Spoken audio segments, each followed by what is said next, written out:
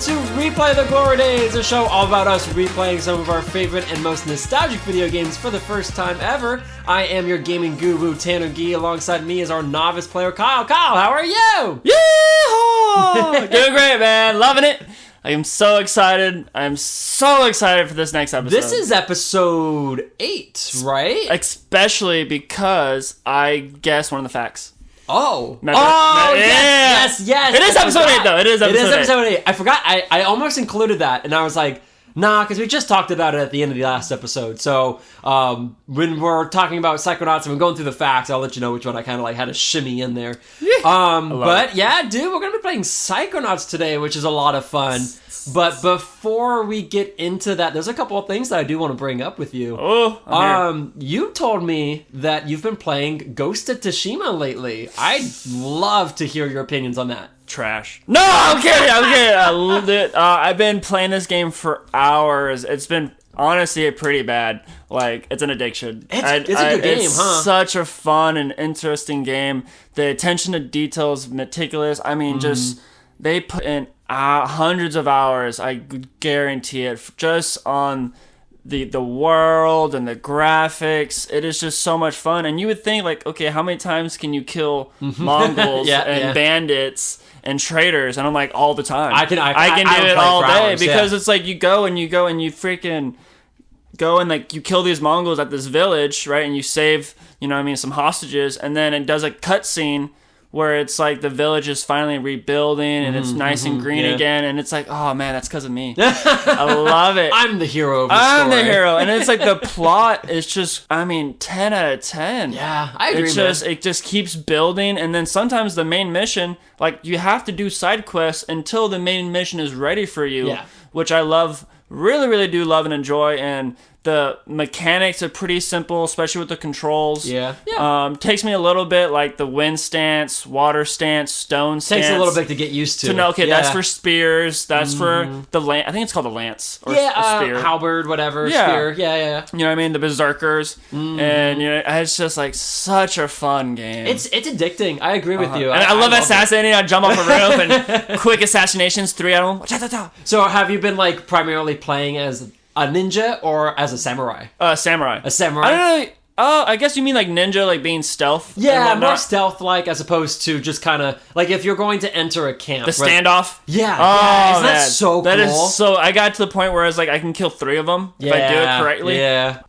My girlfriend's like, dude, why? You getting really upset? You want to stop the game? Like, no, I'm upset in a good way. Yeah. It's frustrating me. You know what I mean? Because I'm at the standoff and I go too soon, and they go and almost kill me, and it makes me so mad. I'm just like, I hate you guys. Yeah, that standoff is the best way to get rid of like 3-4 guys at one time. Yeah. But if you mess up, then you're straight in combat. Straight in combat. Oh boy, but the standoff's so much fun, and then the I think it's called the ghost mode, if I'm not mistaken, where you have to kill 10 enemies without taking damage, and then you can use that mode and just one hit kill multiple people. And when I first unlocked that, I'm like, oh my god, the Mongols were running away from this freaking this village, and I'm over here just slicing and dicing one hit, so they're running away. I'm just like, no, you will not run away. Slice, dice, dice. You know what I mean? And then they're like suffering. And I go up to him and I just stab him in the back, like, you know what I mean? Shoot him in the arrow. Oh, the bow's cool, but I'm more like, I love the sword and I love the katana.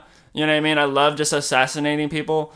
So I'll do the standoff right, and then I'll run and hide in the grass, and then I go and I start assassinating, and then I love it. A lot of the fun stuff about that game is there's a lot of different like equipments and gears and different kinds of blades that not only change the way that your character looks, but like gives you these buffs and benefits. And I feel like the charms too are OP. You can. I remember when I played that game, I had like a bunch of different loadouts and different ways to play. I'd be a heavy samurai and just like charge in and do a bunch of standoffs, because you can get like charms and equipment that increases how many people you can go up against in a standoff, and it increases to like 5 to 6, which is insane, right? I'm not there yet, Dan. No, that's what I'm saying. Like, I would love that. I remember one thing when I first played that game was the bow. I didn't use it as much, but then like once I beat the game, there's a bunch of charms that you can collect, and it makes the bow OP. OP. Like, you can, every time you get a headshot, it slows down time. So if you're just like popping heads, you can eliminate a whole camp from a distance with one bow, and it's just like again and again and again. And it's like doing that, I was like, oh man, I wish I played the whole game like this. Like, it's so much fun. The attention to everything. Yeah, it's really pretty. It's amazing. I mean, in the sneak mode, you know what I mean, where it like kind of goes like gray, and you can see the enemy in a red kind of shadow. I love that. It's a good game. My horse, I got the shadow. He's a beast. Nice. I love my horse. Sometimes, but my samurai is like, come here, horse. I'm like, he has a name. You bastard. How dare you? He has a name. Probably not a game that we're ever going to play on this podcast because it's just outside that time era, right? But I'd love for you to give me some kind of score. I'd love to know. Oh man, first impressions, just as if we played it on the podcast. I have nothing bad to say about the game at all. Yeah. I mean, the cutscenes are just I'm playing on moderate difficulty, so I don't want it easy, right? But I also don't want it insane because then I'm gonna rage. Yeah, you know what I mean. And it's not gonna be a fun rage. It's gonna be like, this is my 30th time dying. I just want to have a good time. Yeah, but the cutscenes are just absolutely just fire. The dialogue's like just so unique. Yeah. If you've never played this game before, y'all, recommend it at the highest level. Yeah. I mean, it's definitely in my library. Yeah. I mean, I want to beat that game. And there's not a lot of games we play where it's like, I want to beat this game. I spent hours on this game already, and I'm like 4%. But I got like a rare trophy only 47% of people got. Dude, and I'm just like, oh. I'm just going to keep going. You guys can't see me, but I'm brushing off my shoulders right now. I'm like, oh, man, it's such a fun game. I got a blow dart. Oh, yes. Blow dart's freaking that's cool. So cool. The rage is pretty cool. Make them all mad and they kill each other. That's a good one, too. I'm over here just like with my hands crossed, like, die by your own people. Yeah. But dude, it's kind of dark, too. Like, some of the villages, the torching scenes. Yeah? You know what I mean? Yeah. Like, you see them hung or you see them burned alive by the Mongols. And man, Mongols don't play. You know what I mean? Even with Genghis Khan, you know what I mean? What he did, you know what I mean? He would invade people, and if they would surrender, then he wouldn't, brutally murder them. Yeah. At least not all of them, you know what I mean? And then he would tax them, and that's a great way to conquer a lot of people without having to always be in battle. Yeah, I mean, he's one of those leaders who rules in fear, and it's like, that's kind of like his whole stick, right? Is that like, you don't do what he says, then I'm just gonna kill you, and then I'll just talk to the next person and see if what he does, And I think in the game it's his brother. Yeah, it's not actually him. It's his brother or his nephew or something like that. Same thing. What I love about the Mongols, you know what I mean? They're brutal, but also like they're really intelligent. Like they learn their language. Mm-hmm. They learn their beliefs. You know what I mean? Like how samurai has honor. And I like how my character at the beginning, where like he had to start assassinating, he had this inner conflict with himself. Like, I also thought that was really cool. Oh, this and like, I'm like, bro, like your people are being slaughtered. Put honor can stay on the side, man. It's time to get your hands dirty. Yeah, like, you gotta do what you gotta do. I'm really excited for you to beat the game and see the ending, because I really feel like the final battle really just kind of ties that whole, like, who do you choose to be? Do you want to lean into the dishonor, or do you want to lean towards, like, what are you doing? Oh, like, who are you? You already know what I'm doing. Oh, I don't know, man. I'm excited. I'm not going to spoil anything. Oh, okay. But you have to make a choice at the end, so I'm really excited. Man. But man, give me a number. I want to know.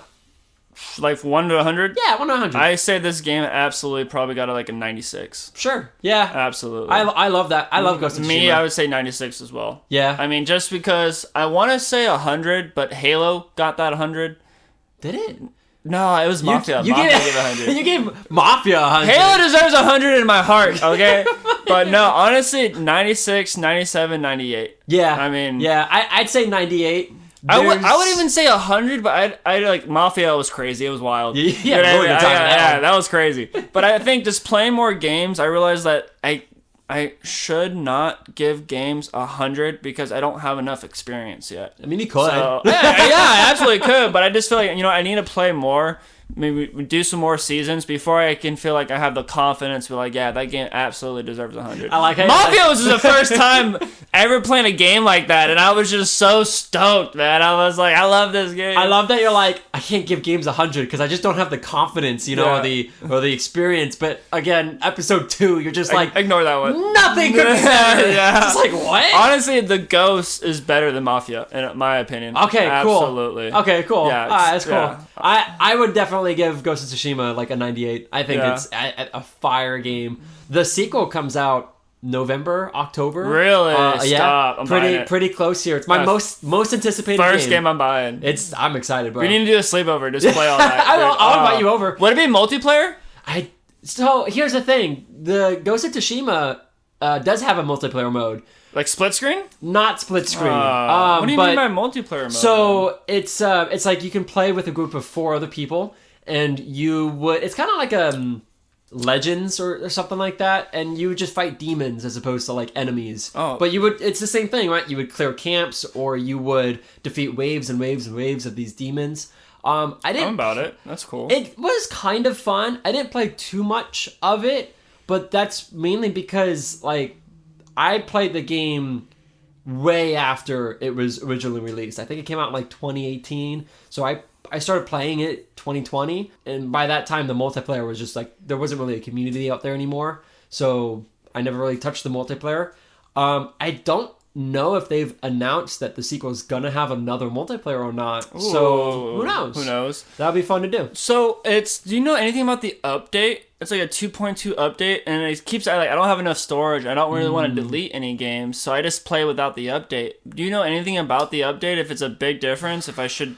Hard to say. I'd have to look at it and see, because I just love the game the way it is. I'm happy. For the most part, it could just be an update to fix some bugs in the game. So, is it worth updating?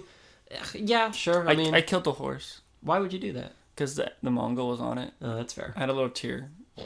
I felt so bad. I'm sorry, buddy. I'm sorry. Why don't we have a moment of peace for that horse? R.I.P. R.I.P. A couple seconds here. And today, that was awesome. We are going to be playing Psychonauts. Woo! A very different game from Ghost of Tsushima. Oh, no, that's okay. What do you know about Psychonauts? Anything? Honestly, no. Yeah? Yeah, I was on trying to do a little tangent about all that. No. And it's so hard, like, doing this podcast, like, I can't, like, I have to stay away from my computer. Because I want to look it up. You know what I mean? And be like, what? I want to pretend like I know some stuff. I want to get some details. I just like, that would just ruin it. It is really funny. Yeah. It is really funny because Brittany lends you the PlayStation 4 so you can start playing it. Shout out to her and her husband. Yeah, fantastic people. They're so nice of them to do that for you. But I was looking at your games that they gave you or they lend you. I was like, Kaya, you can't play this one. Don't play this one. You might play this on the podcast. Don't do this one just yet. You can play this one. This one came out in like 2020, which is so funny because like I think BioShock. Oh yeah, right? Don't play that game. Yeah, but it was like I was like I almost put it in before I asked you, hey, what game should I play? Because like, you guys, you don't understand the audience. They gave me a bag full of PS4 games. I'm talking at least 20 and so above. Exciting. And I'm overstimulated. I didn't even know where to start. And so I started playing a game for a minute. I'm like, all right, I'll try another game. I play for a minute. I'll try another game. I'll play for a minute. And I'm just like, I'm not going anywhere. I'm glad that you planted your feet and you're like playing Ghost of Tsushima, because that's a good game, and that's something that we're just not really going to bring up on the podcast. Well, I guess we already brought it up on the podcast, but it's not going to be a dedicated episode on the podcast since it came out in 2018. So I'm glad that you're playing it, because that's a fantastic game, and I think you're really going to enjoy it. But again, we're not talking about Ghost of Tsushima anymore. I know, bring it back. We're talking about Psychonauts. Psychonauts. Originally released April 20th of 2005. Ooh. It was developed by Double Fine Productions and published by Magisco. Nice. I hope I said that right. I don't know. It's a little weird looking. Let me tell you the summary. Psychonauts is a wildly surreal action-adventure game where personal paranormal powers are unlocked in order to plunge into the minds of bizarre characters. Journey deep into these crazy worlds of infinite possibilities to thwart the secret plans of an evil man and realize the ultimate dream of joining an elite force of psychic superheroes, the Psychonauts. Delve into people's minds as Raz, a powerful young cadet at Psychic Summer Camp. While working on his levitation merit badge, Raz discovers that someone is kidnapping psychic children and stealing their brains. In order to foil this evil plot and earn the title of Psychonauts, Raz must project himself into the minds of one bizarre character after another to battle their nightmares and mental demons. He does all this while continuing to earn his psychic merit badges in telekinesis, clairvoyance, psychokinesis, and more. Damn. There's a lot of big words that Tanner's not used to. You did it! Thank you. Dude, that description is long. It's very detailed. So you play as Rasputin. He also goes by Raz, and he's actually a child from the circus. He's an acrobatic. Oh. But he also has these psychic abilities. He can pick things up with his mind, throw them, levitate, push, pull, what have you, right? But kind of like Shadow and Sonic? No. Oh, Silver. Silver. Yes. Yeah, Silver. Sorry, Silver. I stopped there. I was like, what? Yes, just like Silver, he can push and pull and float and stuff like that, right? But his family doesn't allow him to do that. They don't like him. They're like, you live in the circus, you're an acrobatic, don't ever do any of these psychic things, right? Aww. So he runs away from the circus, which I think is funny because like most people run away to the circus, but he runs away from the circus. That's cool. And he joins this summer camp full of these psychic children. And the goal of this summer camp is these people are training these children to become these super soldiers, right? So that they can fight battles and wars as these super beings, right? Who can do all these things that normal people can't do. But so they're also being trained to be soldiers. Yeah, basically, exactly. Yeah. Is there a major war going on in this world? Yeah, kind of. Just battles. So at the end of the last episode, we kind of brushed upon. You're like, oh my god, this kind of looks like Invader Zim. It's basically the same thing. It's just weird and wacky in that exact same way. Oh, I love it. And it's funny because the main character Raz is also voiced by the same person who does Invader Zim. I can't wait to hear his voice. Oh, you're gonna. I mean, he only does the one voice, which is a perfect voice. I wish he was in more things, but he's such a nice guy. He's still doing stuff, you know. Yeah, that's cool. But yeah, you join this summer camp and things start to happen, but popping off.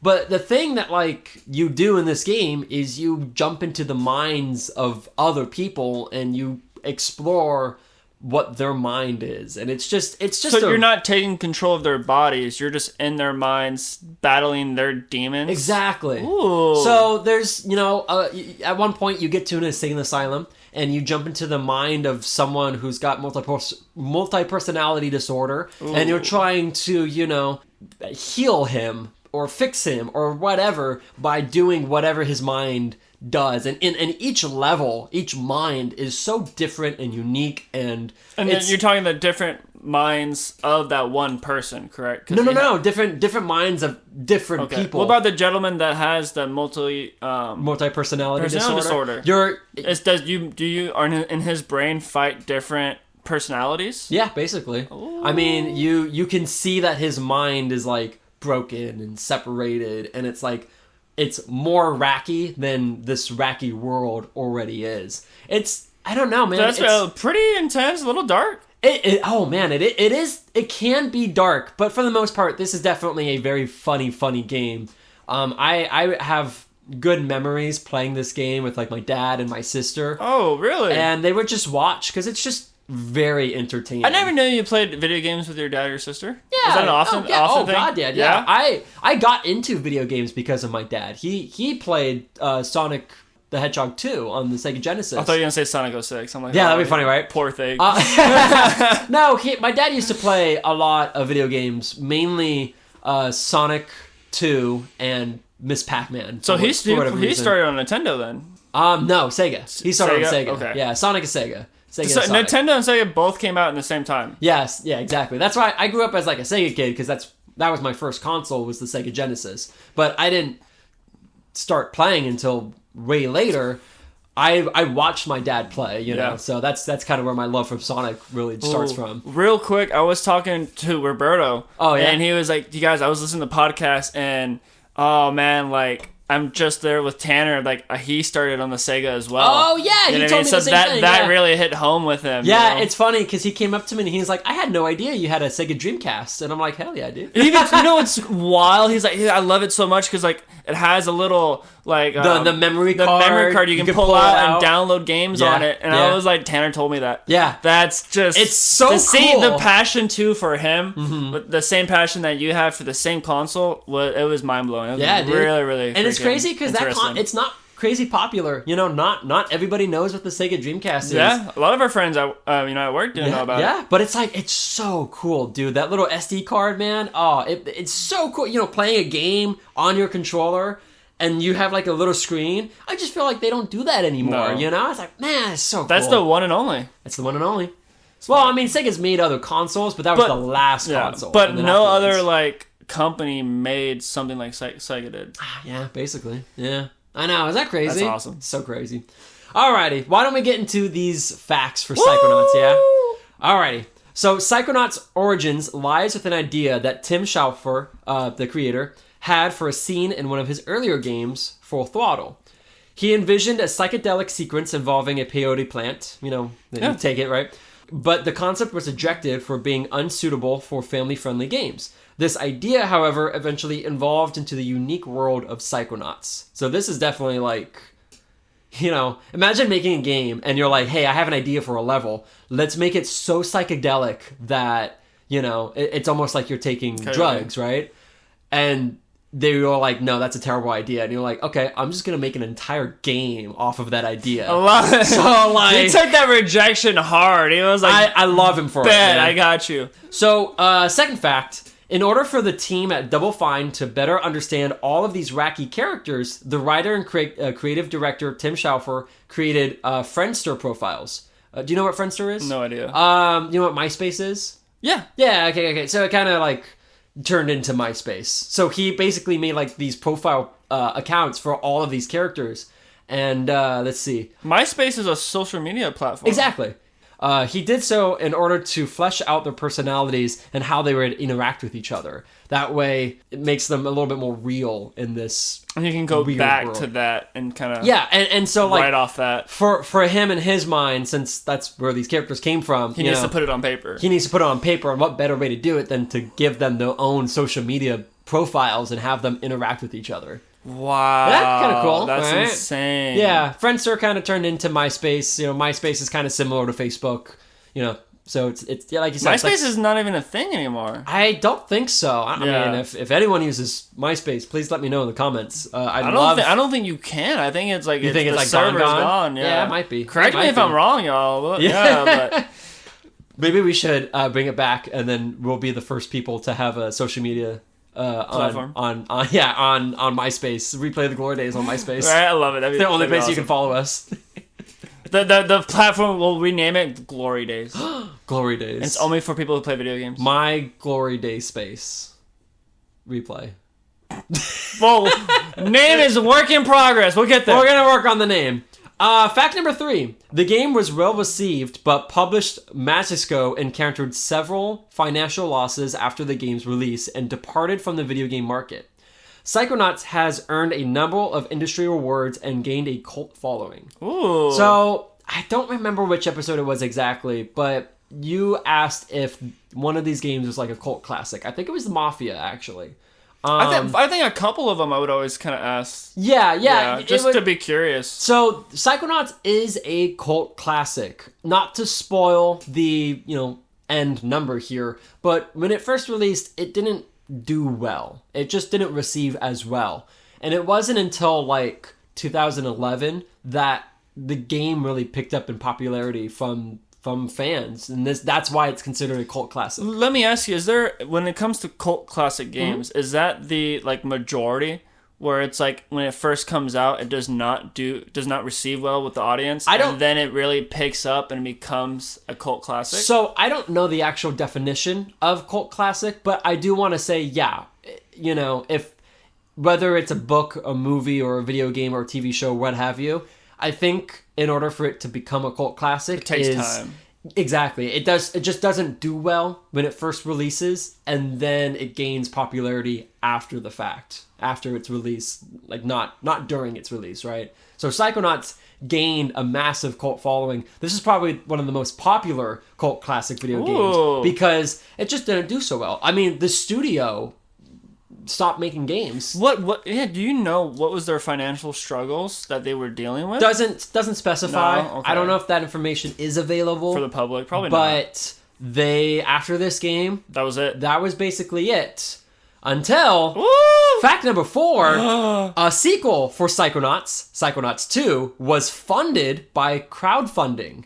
They successfully raised $3.3 million in order for Psychonauts 2 and Double Fine to come back and make it. That is a huge cult classic. Isn't that awesome? Yeah, that fact's gonna help me with my score at the end. I'll tell you what, boy. So, I mean, talk about the ultimate cult classic. Wow. Fans crowdfunded the sequel for this game. And, dude, the sequel is such a good game. Dude, for a studio, imagine you're the lead of the studio and you had to go out of business, and then you realize, like, hey, like, the fans love your game so much, they've actually raised the money for you to make your next sequel. Yeah. I would cry.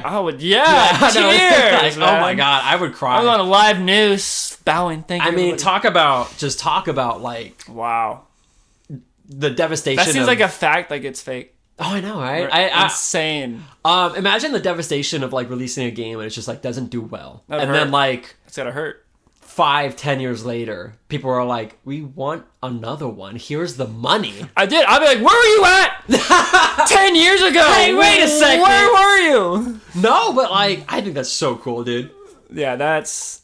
I want to do a dumpster dive and see how many other sequels were like that, where it's crowd funded or like audience funded. I can't think of anything. I bet you that's one of a kind. So it's not one of a kind. Oh, I couldn't necessarily name you other examples, but I know that crowdfunding for a game is a thing that happens.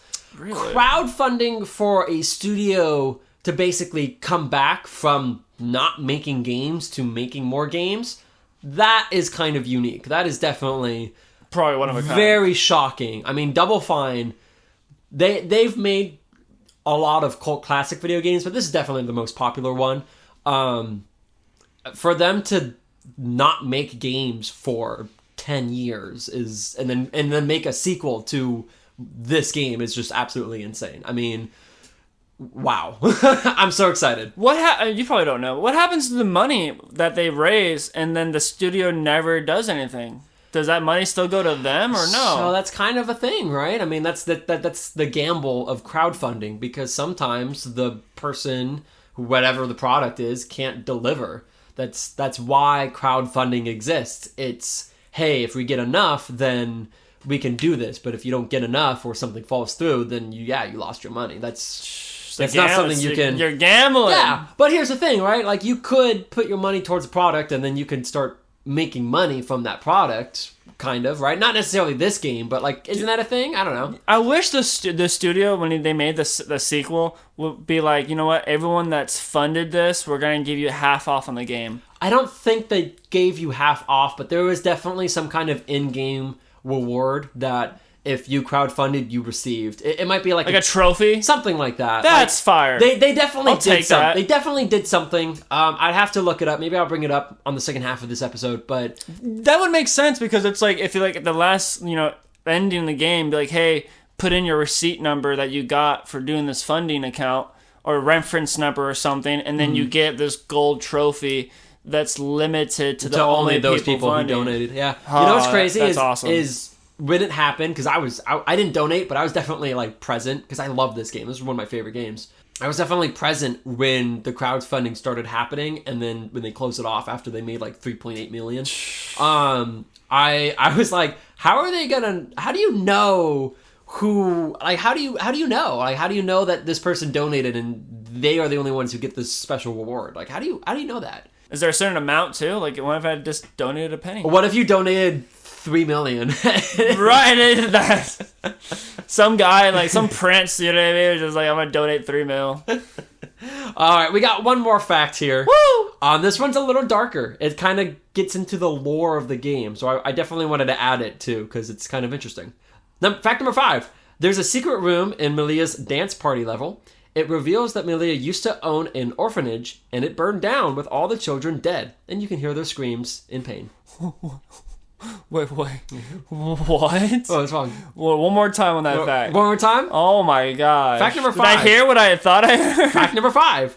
There's a secret room in Milia's dance party level. It reveals that she used to own an orphanage, and it burned down with all the children dead, and you can hear their screams in pain. Oh my, this game is so dark. That is insane. Yeah, it's kind of weird, because it's really wacky and funny and goofy, and then like... And an orphanage caught on fire. And it's crazy too, because like the character, she's like a party girl, you know, and she's really fun and loving, and she's just like you definitely want to be like, oh man, I want to hang out with you. Like, you just seem like such a fun person, you know? And you go into her mind to learn how to levitate, right? Because she's a teacher. So you go into her mind and you're, you know, going through this course. And then if you figure out how to find the secret room, you go into it. And it's a tiny little room.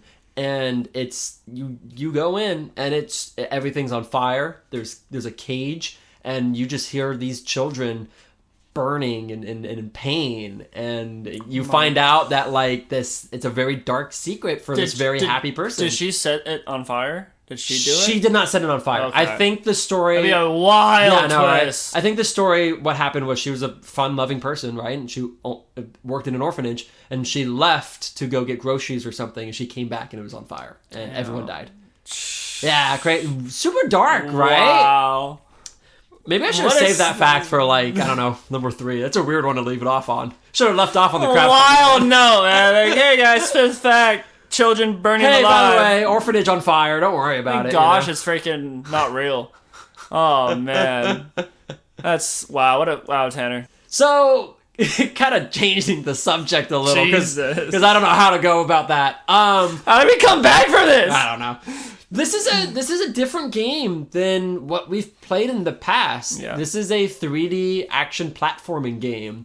So, with that being said, like, what kind of, how are you feeling? What are your predictions for yourself? My prediction, because it doesn't suck, but the facts kind of did help. Like, and I know it's a cult classic, so I know it definitely got above an 80, right? But then again, it didn't receive well when it came out. Mm-hmm. So, I think because I love, like, the whole psychedelics, you know what I mean, the wacky characters, I think I'm really going to fall in love with that. Mm-hmm. I think I'm going to give it an 89. Interesting. Okay. I think when the game first came out, it probably got, I'm going to go with 76. Interesting. Okay, so it's 88, 76, is that what you said? Yeah. Cool. I mean, yeah, I think that's fair. Did I say 89? 89? Was it 89? Yeah, Something like that. I think it was 89. In the 80. I'll say 89. Yeah, Lock in 89. That's what I think it received. Oh, that's what I think I'm gonna give it. But I think what it received was like a 76, probably. Yeah. 76, 78. I'm gonna lock it in at 76. Yeah. I can't tell you anything about it because you know you have to wait till I read your notes. No, right? You have to wait till we go and play the game. Oh! But yeah, I'm excited for this one. I really hope that you like it because I was talking to Keely, my wife, about it, and she was like, yeah, I really hope Kyle likes it, because this is a game that she wants you to, like, play to completion. What? And to experience the sequel is also, like, such a treat. This game rules, man. Yeah. Man. But, you know, don't take my word for it. Why don't we pause the episode and go play it? Sounds good? All right, guys, we're back. No, I'm kidding. Right now. So fast. Woo! Thank you for listening to Wow, my voice cracked a little bit there. Thank you for listening to the first half of the episode. There's a second half on its way, so stay tuned. Don't go anywhere. Get some snacks. We will be right back. What's with you and these snacks? I love snacks. Only in the last couple of episodes you've been like, snacks. Well, bye. Love you.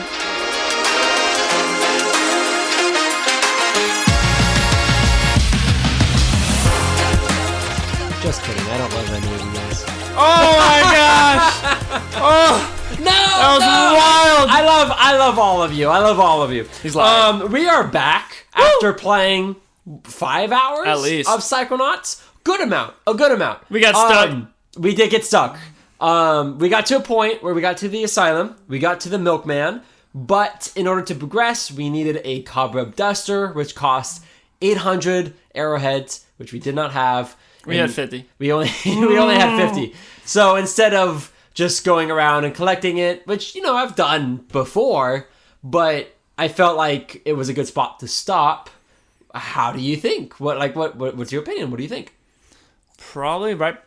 Sonic was worse. I would say right underneath. No, I'm kidding. Holy cow! I got you. Wow, that's what it feels like. I got you. You did get me. No, man, that game was tons of fun. Yeah, it's very psychedelic.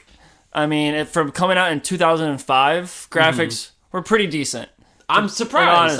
Yeah. It's a different type of like artistic vibe. Yeah, isn't it though? Like absolutely, I can see where they got it. You know, like he was like, oh, like something like Coyote, kind of like Peyote. psychedelic. Yeah, man, it's just absolutely a very interesting, unique game.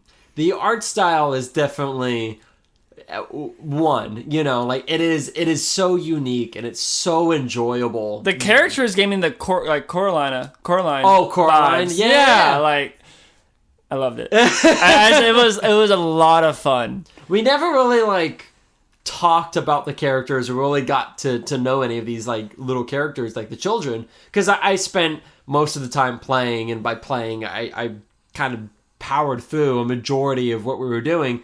But these characters, they all have little personalities, you know. I don't know if you noticed, but like there's these cheerleaders that are trying to kill themselves or something. Dear God. And you also have like the BFFs, and you have the jock, and you got the guy that won't shut up, and there's also a guy that's like trying to kill a bear. Like there's these like the guy that killed his parents. Doug. Doug has a tin hat, and he's like the first part of the game. Like you're walking with Doug, and he's like, "Oh, do you want?" He tells you that like, he killed somebody, and then he's like, "Oh, you want the hat?" And we're like, "No, yeah, no, keep your hat on. Keep your hat on." I don't think his name's Doug. It starts with a D though. Oh man, I don't. Was remember. it Doug? I thought it was Doug. I don't think it's Doug. It's probably not Doug. It's like Doug. I don't remember. Your wife would know. Hey, my wife would know. She's smart, and we're not smart. That's the thing. She should be doing this podcast, not me. Right. But yeah, dude, like this. I don't know, man. This game's so much fun. How would you recommend this game to somebody if you were going to? No, I would definitely recommend this game. I think it's the art style is just so unique, and just completely different from what I've been used to playing. Especially like the psychedelic vibe is for sure there. I think I would say some of the biggest highlights.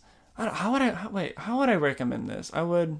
Yeah. If you want to play something like that's just completely different, and I guaranteed something you've never played before, I would recommend this. Interesting. And because the dialogue and the lore behind the characters in the game is intense. It can be. It's very funny. It can get pretty dark. But it can get very dark. Like the children, that are got caught in the orphanage and they burnt down. And we went to that scene. The lady was trying to get us. Agent Mia was trying you don't need to go in there. We went in there, and I was like, we should have listened to Mia. She knows what she's talking about. I don't need these nightmares anymore. That was brutal. I can't imagine having that in your head. Yeah, no kidding, right? Yeah, them telling you like, why Mia? Why? Oh, it's just brutal, man. So it's like at first you think it's like a kid's game. You're a kid, you know what I mean? You're gonna get all these like cool powers, but then as the game keeps progressing, especially in the beginning, it gets dark. It does get dark. And then the bunnies, man. The bunnies did nothing.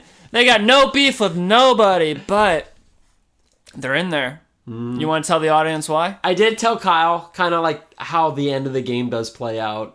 Coach Oleander is revealed to be the bad guy, which is something that you don't really find out till like halfway into the game. And it's something as like the main character Raz, you don't really confront Coach Oleander until the end of the game. But like, yeah, you start to pick up these small little details that when you're playing for the first time, you're not really going to know. But as someone who's beaten the game and knows what the story is, I can point out all these small little details and be like, yeah, like there's these, for whatever reason, there's these bunnies in Coach Oleander's mind. And it's because his dad was a butcher and he's like afraid of meat and stuff for. And it's just like I point these out so because we're not going to get to that point, of course, but I think it's an important detail to know, and it brings that darker element that you were talking about earlier. You see the bunnies on the wall, and the poor little bunnies with the little like camo hat, and it's funny, just huh? like when you told me the reason behind it, I'm like, it's a little dark, man. It does get dark, but it is a wacky universe. A lot of puzzles. There are a lot of puzzles. Yeah, but what I would something that's very unique and completely different. It's always in like older video games. It's not the same now. That is the camera. It doesn't follow you. You have to move the camera because there's a lot of things like those all like cliffs or platforms you need to jump, but they're on the left or right, or they're like 180 or 90 degrees. You know what I mean? And it's you have to turn the camera, and that's different. I wasn't used to that. Yeah, something that you're. Yeah, I would say something that you're not used to as being like a lesser experienced video game player, which sounds really insulting, but I don't mean it to be insulting in the slightest. But it's fun for me. It's all new. It's all new to me. It's all new to you. I didn't even consider that because like I'll be playing and I'll be like, yeah, I got to jump here, there, and there, and I don't even need to turn the camera because I know where it is. But yeah, you're right. I didn't even consider something like that. Wild. You don't get motion sickness playing? Yeah, no. When I was younger, I did, but not so much now. Just because I know the maps and I know the areas and I know where to go. So, like, to me, I know where you are at all times. But I can totally, like, don't get me wrong, I can totally understand, like, you kind of feeling a little motion sickness and kind of getting confused on where you are. Absolutely. How often did that happen when playing the game? I was in the beginning at first. It kind of happened a couple times, but as we kept progressing in the game, it kind of went away. Well, that's good. So that's like 10 out of 10 on that. I didn't get sick. That's great. And I think like it was just a fun game to play. It is throughout fun, yeah. Throughout the whole time, the hours that we played, like there wasn't a point where you were playing or I was playing where it was like it's getting boring. Like it's good. Just the minds are so different, and then it was a little frustrating towards the end where it's like it's all these houses and cars and different streets, and then it's like we have to find the certain pieces to be able to go to the certain area to even make it to the asylum, like inside. Yeah. And I'm just like, bro, if I was playing by myself, I'm YouTubing it. There's just it would take you forever to find it all. As a kid, you just kind of... You have the time. You have the time, and you just experimented and explored every nook and cranny. But you're right, like, as an adult, it's like, I don't have the time to do any of these things. Like, I want to get to the asylum. But, so we got all the way up to the milkman. And for those of you who've played the game, you know exactly what that part is. But maybe you haven't played Psychonauts, and if you haven't, I think you should. I think this game is so much fun. Check it out. But we got probably halfway through the game. Maybe a little less than halfway, but decently halfway, right? We got to a part where you're at an insane asylum, but you're only at the entrance. And in order to get inside, you have to let the guard let you in, but you have to enter his mind because he's also kind of insane, right? When you get in his mind, dude, that was wild. You have to get into his mind, and his mind's kind of, it's very broken because he's very paranoid.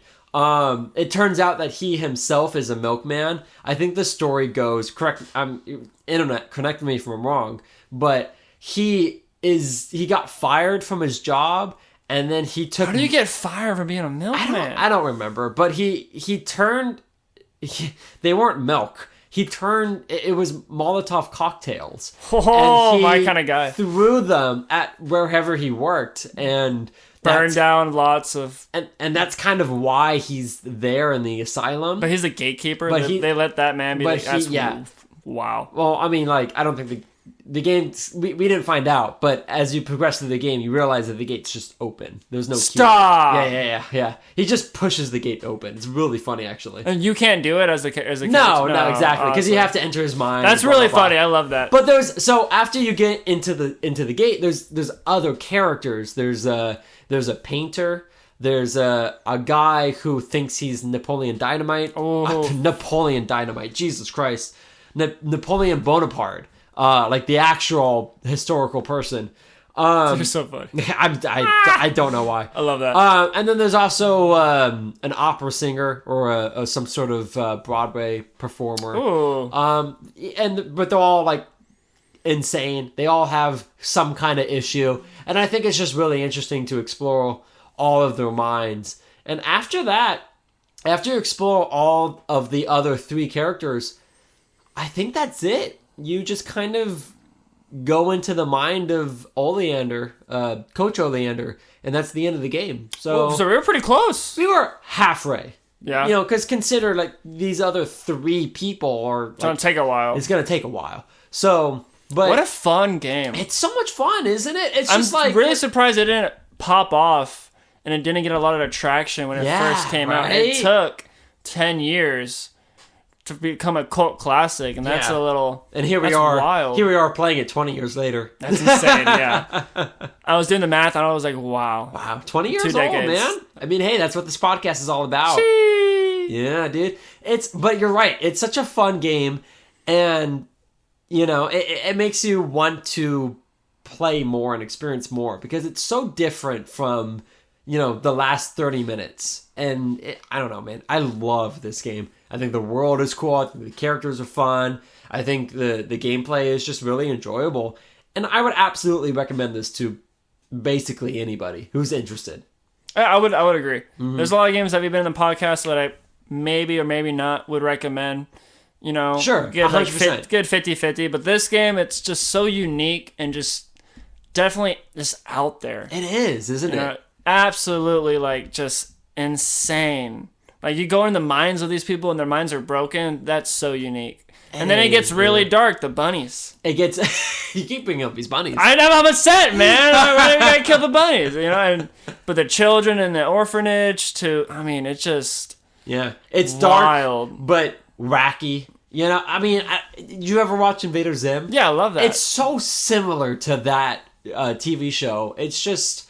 And the same voice. Bizarre, and it is the same voice actor. Yeah. I think he did. That gets a couple points on my score just for that. Oh, does it? Yeah, just for that. How interesting.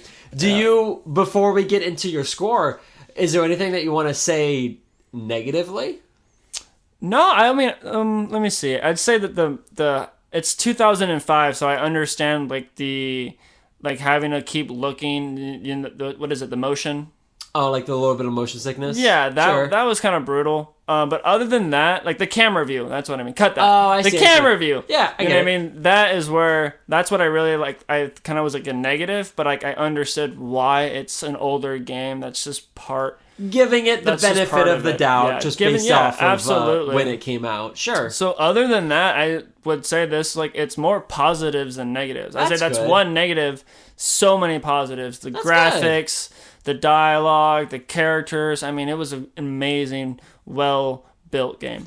Now, because my wife wants you to play and beat this game because she just loves it herself so much. Is this something that outside of this podcast you would ever play and play to completion? So I feel like for me personally, I would want to beat the game, but like with you or with Kaylee, you know, with somebody else, not personally by myself. Interesting. I think I just think it's I don't know. It's just that the motion kind of sickness kind of got me.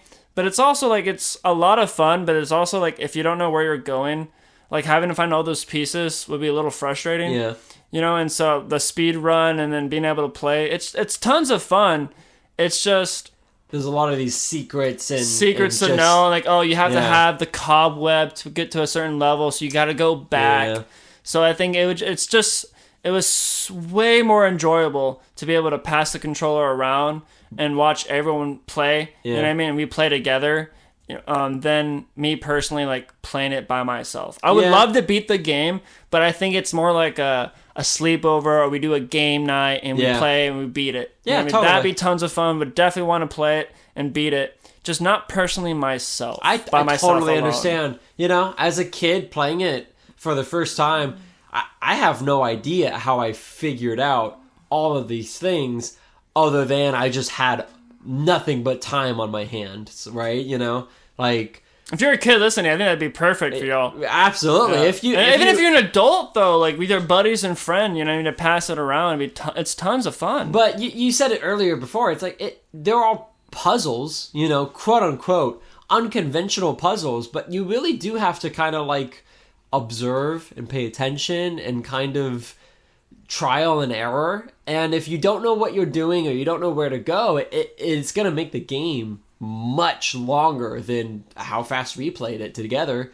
And that's just because like I've played it before. You know, I've played it multiple times. I knew exactly what to do, where to go, how to go, and what to unlock and what to do. But if you were playing for the first time, you just a little frustrating. Yeah, I can totally understand. But you know, as a kid playing it for the first time, who cares? And it was it's a great game. So it's really upsetting knowing that like, this is a game why this studio stopped making video games for the longest time. Yeah, that sucks. It wasn't like Sonic 06, a trash game. Kind of swept it under the rug. Yeah, so it's like it blows my mind that this game is the reason why that studio went out of business pretty much. Yeah. Till 10 something years later. Oh man, that hurts. Well, so I know the critics are going to be probably brutal on this. I hope not. I hope I'm right. I hope I'm close again. We'll see. We'll see. You've been pretty good last 2 episodes, I think. Yeah. I feel like you were last 3, but who's counting?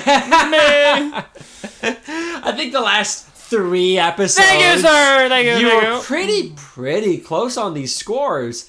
I got the Game of the Year one. You did get the Game of the Year. Yeah. Spoiler alert. Oh, this did not get Game of the Year. Who would have thought? Who would have thought? Do you want to give a guess on what score you would have given and then what Metacritic got? Yeah, absolutely. So I say for me, I would give this a game. The game, dude, I would say 87. 87. Yeah. I think that's a totally solid score. Yeah, 87, absolutely. I think if I would have got to the asylum part and really saw like the broken minds, I think my score would be a lot higher. Yeah. It was so frustrating when we went. It was like 800 arrowheads. Yeah. And I'm like, we got 50. Yeah. But it's like, that's part of the game. You know, we're not going to be able to get most of these games halfway through or, 3/4. It's just part. It's just first impressions, you know, man. I mean... But I think 87... I think that's a solid. I'm locking it in 87. I think that's solid. I think 87 is solid. Personally, it would be a little higher, but it's just because... What do you personally give it? Over a 95? I think it would be 95, right on the dot. Nice. You know? I don't think this is a perfect game, not in the slightest, but it's just one of those games that as a kid I just adored, you know? And it was one of those games that I played with my dad, with my sister. They would watch, and it was just so fun because it was so different than all the other games that we had. And there's a lot of nostalgia with it. I do think the sequel is really good as well, but it's a direct sequel. There's no way that you can play Psychonauts 2 without playing Psychonauts 1. You really do have to play that first game. First time in the whole podcast, I want to change my answer. Because I'm more thinking about it with the graphics, because I really fell in love with the graphics, with like the whole psychedelic vibe. Oh, gorgeous. Yeah. So I'm going to lock it in, for sure lock in, no more changes, at 90. At a 90? Whoa! Because I was like 87, man. Like I was thinking about the characters, the puzzles, the different minds, and I wasn't including like the graphics, which is wild. Yeah. Because I really fell in love with that part, and so it's like absolutely a 90. Okay, hey man, you're absolutely. I got no complaints here. Watch you like, nope, you can't stick it. You gotta stick it. Absolutely not. 90 totally, dude. 90, yeah. 90 totally, absolutely. Me personally, 95. But Metacritic. Oh man, what do you think? This game, I mean, the critics had to give it a bad score because this freaking studio went out of business. I'm hoping it's over 70. I want to say 64. 64. I say the critics gave it a 64 because they went out of business. I think you're taking all of the facts and the information and everything that you know about this game and kind of taking the worst part and adding it to your score because it's not that low. Oh, okay. I'm glad. I'm so happy. You're a little low. I'm so happy. My first guess, what my first guess was gonna be, Go for it. I was gonna say like a 76. 76 is a little closer, but it actually received an 88. 88? Oh, I'm glad. I'm so happy. Solid, right? The only thing, because I'm like, dude, the studio went out of business. Yeah. So how does a game get an 88 from critics and yet still goes out of business? The sales weren't enough to. That's the lowest I've been this game off, man. That's crazy. No, I don't think so. I think Sonic was also Sonic 06. That was bad. Yeah. It was bad. Deservingly bad. The score I gave was pretty bad. It was really bad. What was it, like a 20 something? Yeah. I mean, I can't argue with it though. But yeah, so Psychonauts got an 88. I'm glad. Which is they deserve an 88. I think this is also a good score. I mean, if I would have kept my first one, 87, that's close. You were absolutely close. I didn't say the critics gave that. So yeah. Damn it. That's what I'm saying is like I think you were kind of taking those facts, which is totally fair. But I'm not here to misguide you. You misguided me, Tanner. But I'm blaming it on y'all. It's not my plan. You're listening. It was Tanner's fault. I messed up. But man, dude, I love this game. I think this is a great game. It's a fun game. I would recommend this game to anybody, who plays video games. I would probably recommend this game more than I would recommend like Assassin's Creed and stuff. Really? Wow, you're a huge Assassin's Creed fan. Because Assassin's Creed is just kind of that's crazy. Different, But Psychonauts is also different, but like in a more enjoyable way. So if you've never played a Psychonauts, I absolutely think you should. Yeah, absolutely.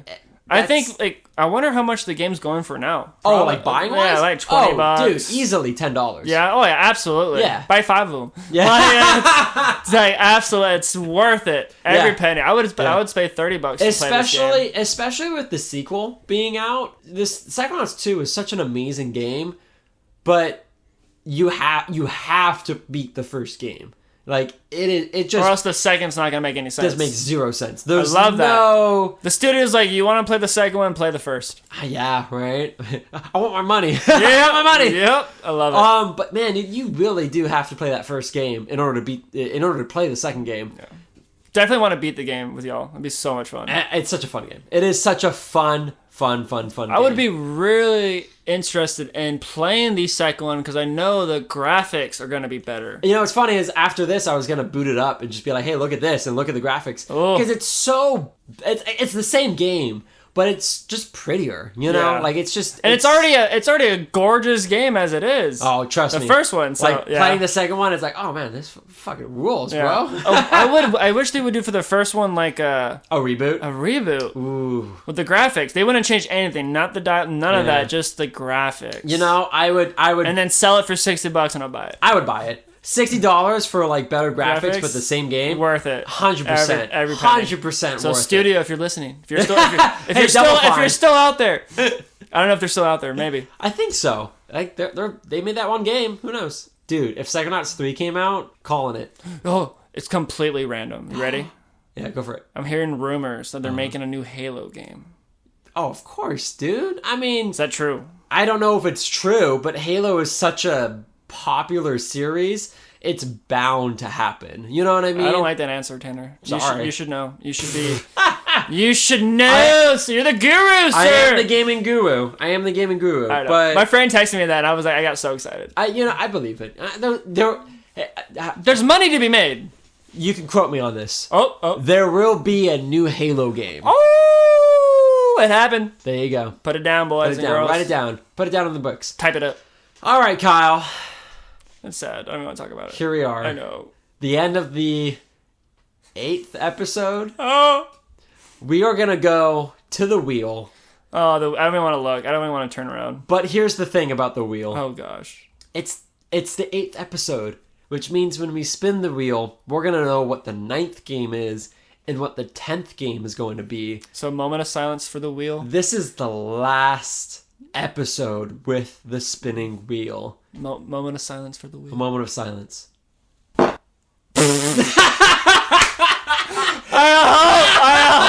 hope they you're not editing that out, sir. Oh, I hope so. Oh my gosh. I really hope it picked it up. I really hope. That was perfect. We're not going to say what it was. If you heard it, you heard it. If you know, you know. This is the final spin for this season. Yee! Also, if you know, you know. Googleicious. What? Googleicious. Googleicious. The game, they call them Googleicious. The bully. Oh, No. What the fuck? Gogglelicious. Because he wears goggles. I heard Googleicious. I'm going to cut this whole part out. Yeah, yes, please do. Yes, please do. That makes way. I'm like, Googleicious? What is this, an ad for Google? That's right. Like, what is going on? I was like, okay, I'm not going to question it, but all right. I mean, that makes no sense. But I thought that's what you were doing. I thought you were like doing a Google thing. And I was like, do we have a sponsor? What are you talking about? That's crazy. Jesus Christ. So we're going to spin this wheel for the final time. And we're going to determine if the next episode is going to be Pokemon Emerald or Grand Theft Auto 4, a game that Kyle has been asking to play since the first episode. It's going to be number 10. It's going to land on Pokemon. It's because the wheel wants to spite me. It's going to be really funny because I'm going to lose it. Since the first episode, you've been asking for Grand Theft Auto 4. So I've never played any GTA. Which is insane to begin with. But it's gonna be really funny if it's Pokemon. Oh, I'm gonna lose it. But you know what? Here's the thing, though. Honestly, both episodes are probably gonna be like highlights. So really, whatever it lands on, it's gonna be good. I can't believe you're dissing my Halo right now. Halo was a great game to start off, but Grand Theft Auto 4 or Pokemon Emerald is gonna be a good episode to end on. But ladies and gentlemen, we're not ending on episode 10. We're ending on episode 11. Woo! And that's just us saying bye. And that's us saying goodbye. That's us responding to fan mail and comments. And that's going to be where Kyle ranks all of the games that we've played from best to worst. Just Kyle. We don't care about Tanner. Yeah, you're not going to get my opinion. Get it. But without further ado. Spin it! All right, wait. Spin GTA is blue. Pokemon is purple. That's not purple, it's pink. I lied. Something like that. It's one of those colors. Spinning! Oh! GTA 4! Oh, no. Oh my gosh! Are you kidding me? It's so funny. Wow! So, we're gonna save Grand Theft Auto for the final episode. Pokemon Emerald. This Will hates me. Is gonna be the 9th episode. So, ladies and gentlemen, stay tuned for Pokemon Emerald. What's Pokemon? Oh my god, dude. Got him. I'm pretty sure we've covered it on the episode, but have you ever played Pokemon before? On the Game Boy. I don't know which one that was. There's so many Pokemon games on a Game Boy, dude. That doesn't help. No, it doesn't. It does nothing. Can you tell me anything? Can you tell me anything about Pokemon? Absolutely. The cover right there, that's a Pokemon. I hate you. I hate you so much. Woo! So here's the thing about Pokemon. You catch Pokemons with the ball. So you do know a little bit about Pokemon. Then you fight to the death. Not to the death. You don't kill Pokemon. This is a family-friendly game, Kyle. Sorry. Till you almost die. I don't think that you're gonna like this. Ooh. I don't think you're a Pokemon guy. Wow. I talked about this with our friend Jared. The one who's made our keychains. Shout out to him. Shout out to Jared. He said he also doesn't like Pokemon. Oh. And so he's really excited for this episode because for the first time since the whole series, he's going to kind of be on your side from the perspective of never playing a Pokemon game before. Let's go, Jared. So this is going to be interesting. Personally, I love Pokemon. But personally, I don't think you're going to like Pokemon. Is it this game because it's trash? Is it another Sonic 06? Oh, absolutely not. Oh, okay. I think most Pokemon games... He's like, let me fix that real quick. Yeah, let me fix that. I think most Pokemon games are good. They're the same. I don't think Pokemon really... How many Pokemon games are there? So like Assassin's Creed? More than Assassins. What are you doing, Pokemon? Stick to the cards, man. But here's the thing, dude. Pokemon's super successful, man. It is. Right? But it's the same game. Pikachu. Oh, you weren't ready for that. Is it Pikachu? Is that his name? Yeah, you got it right. Woo! Making second guess myself, man. That's brutal. Very funny. This is a good episode. I just don't think you're gonna like Pokemon. I don't want that to influence your decision. It already has. But I'm gonna give it 100 now, just because, despite you. Hey, man, if you give it 100, that's awesome. But it's just a very different game. So, you know. You gonna tell me about it? Yeah, when we do the next episode. No, I knew it. I don't know why I asked. Oh, man. Ladies and gentlemen, thank you so much for listening to the 8th episode. I want you to go ahead and follow us on Instagram, TikTok, and X, which is now called, it's not Twitter anymore. It's called X, which it sounds weird, but hey, whatever. Follow us on our social media so you can stay up to date for all the newest episodes releasing. Oh, we gotta wait, Yeah? you rascal, you. Oh, you gonna talk about... I think we have a shout out. We do have a shout out. Our first fan mail ever, boys and girls. Do you want me to read it, or do you want to read it? I want to read it. You want to read it? Okay, I'll hand it over to you. Say, hey guys, met you earlier, listened to episode 3, really enjoyed it. I loved the original when it came out, but you're spot on the driving mechanics. Doesn't improve in later games either. Kyle, what is episode 3? What is episode 3? Yeah. Episode 3, it was Borderlands. Woo! You're making me second guess myself. I'm literally in the podcast. Wow, in front of everybody, you Reagan rascal. I asked you that because when I first read it, I was like, is he talking about Halo? Because I was like, okay, to be completely honest, and that's my exact same thoughts.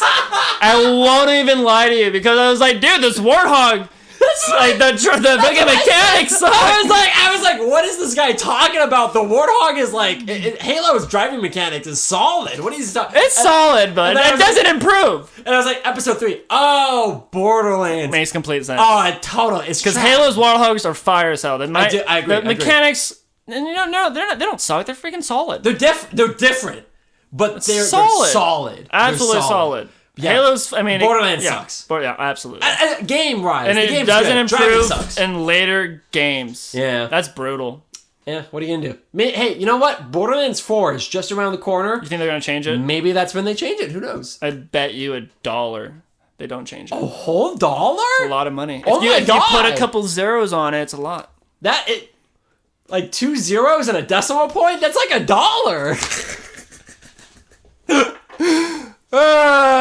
Put your money where your mouth is, sir. I can't wait to spend $70, $80 on a brand new game just to see if I'm gonna gain $1. Hey, dude, $1. You can buy a pop with that. A pop? Yeah, you don't know my terminology. What are you, my grandpa? A pop? He's making fun of the pop, all the fans out there. If you want to leave us fan mail, you can by visiting us at www.replaytheglorydays.buzzsprout.com. Woo! Yeah, first try, baby. There's no editing on that one. Wow. That's pretty cool. He lied. He messed that up like 4 I really times. hope I didn't mess that up. That would be really funny if I did. Thank you so much for listening to this episode. Stay tuned because there's a next episode just around the corner. GTA 4, yay! No, we're going to be playing Pokemon, so if you're excited, stay tuned, and we'll see you soon. Kyle, final thoughts? I want to play GTA 4. Yeah, I know we do. Bye, guys. Bye!